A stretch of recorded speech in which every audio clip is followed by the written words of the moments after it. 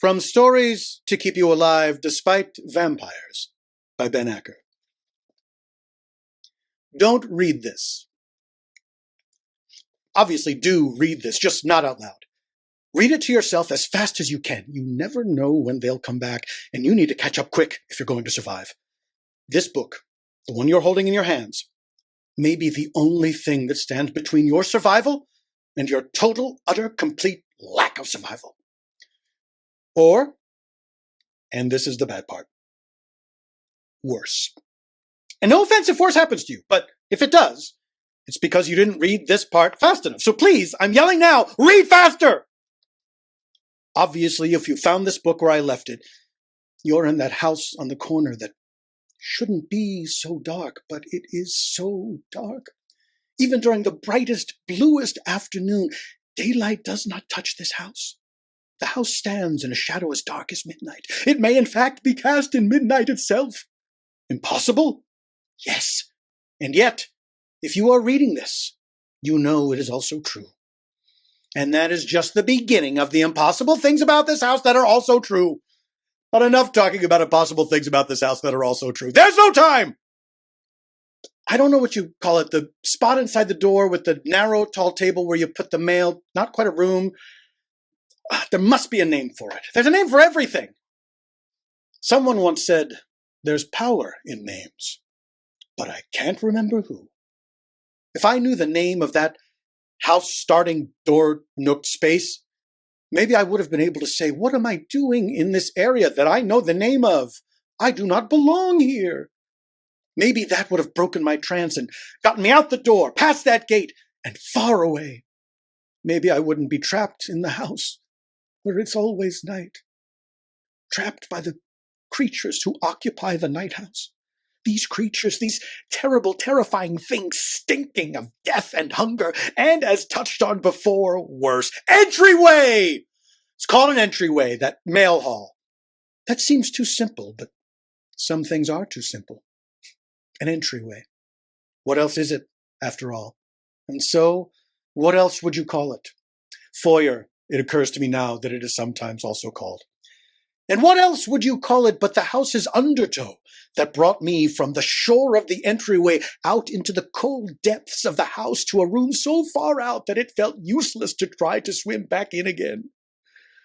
Well, let this book, handwritten and hidden, wedged in between the impressive, intricately carved antique mahogany bed frame and the inexpensive, poorly assembled, mostly particle board nightstand, be your life jacket as you bob in place among conflicting design choices. Good for you for using crucial time to search your surroundings. You have found, I'm glad to tell you, just the book to help you through your stay in the, let us call it, guest room, where you are being kept. Only you are no guest, and it is no room. You are, as I was, a captive. And the guest room is, to continue the more poetic description of our surroundings, the middle of the ocean. What did I say the book was? A life jacket? It's better than that. As proof against the sharks that inhabit these waters, it is a small wooden boat and a strong pair of oars that will, if piloted correctly, keep you from being savaged by the sharks below that represent the vampires within. That's right, the sharks here are vampires. Merciless, puncture-toothed nocturnal creatures who will poke holes in you and use those holes to drink you up.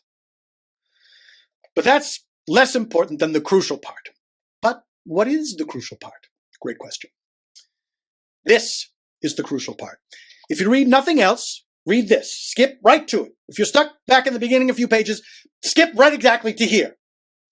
Vampires are rules followers. Vampires cannot enter your house without spoken permission by a resident or occupant. Everyone knows this. If a vampire, fewer people know this, if a vampire, once invited, chooses to enter, they must wipe their shoes clean or else take them off and roam about in sock feet. Warning, never try on a vampire's shoes. Living feet in the shoes of the undead do not tend to stay that way. Vampires, nobody knows that this is an actual rule, are only permitted to drink people by the neck. Other places might be redder, but necks are better, vampire rules say. Vampires cannot stand garlic. It tastes like soap to them. And to vampires, this is the crucial rule. Please skip right to this one. If vampires have you in their house because their house is impossible but also true, the vampires cannot so much as nibble you if you tell them a story. If the story is any good at all, they may not cause you any harm. They must, in fact, keep you from harm to the best of their ability. This includes your care and feeding.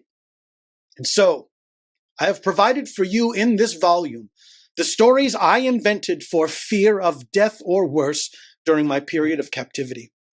I leave them here for you in case you cannot think up stories on your own.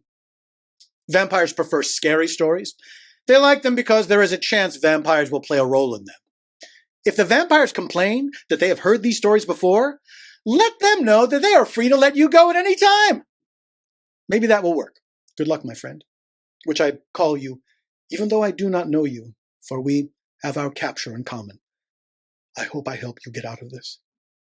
And now, I present Stories to Keep You Alive Despite Vampires!